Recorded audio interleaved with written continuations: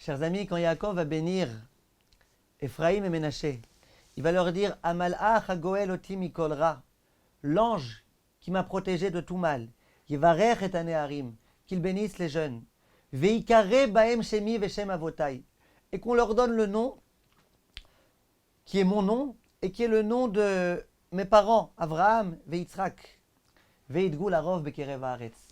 Un jour, le très grand rave qui s'appelait le Malbim, il s'est rendu dans une ville de Zarma Lumière, les gens qui commençaient comme ça à s'assimiler, les gens qui essayaient de ressembler aux Goïm. Et malheureusement, il a constaté que ces gens-là, ils avaient tendance à franciser leur nom. Au lieu d'appeler leurs enfants Avraham, Yitzhak, Yaakov, Raphaël, etc., ils appelaient leurs enfants François et compagnie, Jean-Jacques, Jean-Paul, Jean-Luc. Et le Rav, quand il a remarqué ça, il leur a dit maintenant, grâce à vous, je comprends l'un des psukim de la Torah. Lorsque Yaakov a béni ses petits-enfants, il leur dit, j'aimerais que vous soyez, vous, comme que vous portiez le nom de moi et de mes ancêtres, de Avraham et de Yitzhak et de Yaakov. Il dit, je vais vous expliquer pourquoi. Il dit, lorsque Yaakov est arrivé en Égypte, il y avait Yosef. Yosef, c'était le vice-roi d'Égypte. Vous imaginez bien que Yosef, en tant que vice-roi d'Égypte, il ne pouvait pas se permettre de s'habiller comme les Juifs, comme Yaakov s'habillait lui-même. Il était obligé, malgré tout, de s'habiller comme un prince doit s'habiller.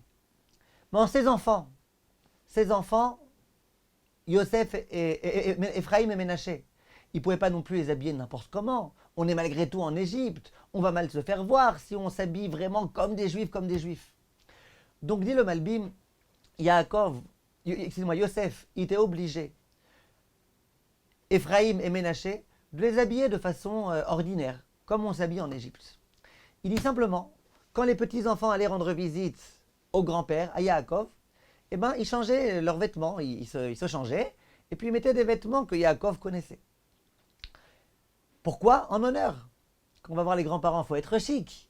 Être chic pour Yaakov, c'est avoir des vêtements de juifs.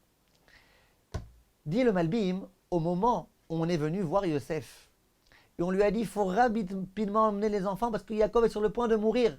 Là, il n'y avait pas le temps, c'était l'urgence. Il n'y avait pas le temps. Et donc, ils n'ont pas eu le temps de se changer.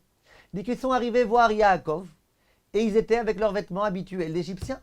C'est d'ailleurs la raison pour laquelle, au moment où Yaakov va les voir, il va les voir difficilement, mais il va les voir. Il va dire, mais c'est qui ceux-là ? Quand tu ne connais pas, c'est tes petits-enfants. Il dit, non, je ne les reconnais pas. Habillés comme ça, comme les Égyptiens, je ne les reconnais pas. J'ai du mal à concevoir que mes petits-enfants s'habillent comme ça.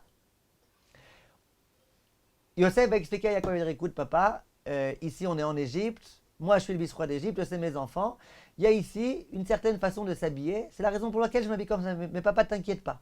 Ne t'inquiète pas, il reste juif. Là, Yaakov va les bénir. Et il va dire, je demande au moins une chose. C'est que si les vêtements, ils sont obligés de les changer, au moins que les noms, ils les conservent. Et que leurs enfants et leurs petits-enfants et leurs arrière-petits-enfants, ils les appellent comme mon nom à moi, Yaakov, comme le nom de mes parents, Avraham et Yitzhak. Au moins le nom juif qu'ils le conservent. Parce que si et les vêtements et le nom disparaissent, alors qu'est-ce qui va rester de nous ? Qu'est-ce qui va rester de notre magnifique patrimoine, de notre massorette ? Dit le Malbim, comprenez bien, si vos vêtements vous les changez, votre façon de parler vous la changez, et qu'en plus vos noms vous les changez, chlet, qu'est-ce qui va rester de vous ? Assimilation assurée.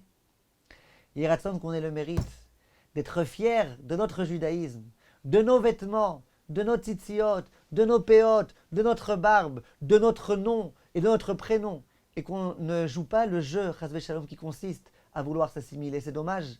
On est tellement grand, on est tellement au-dessus des autres, que de se rabaisser à ce point-là, ça serait malheureusement gravissime. Kol tov mes chers amis, et à très bientôt.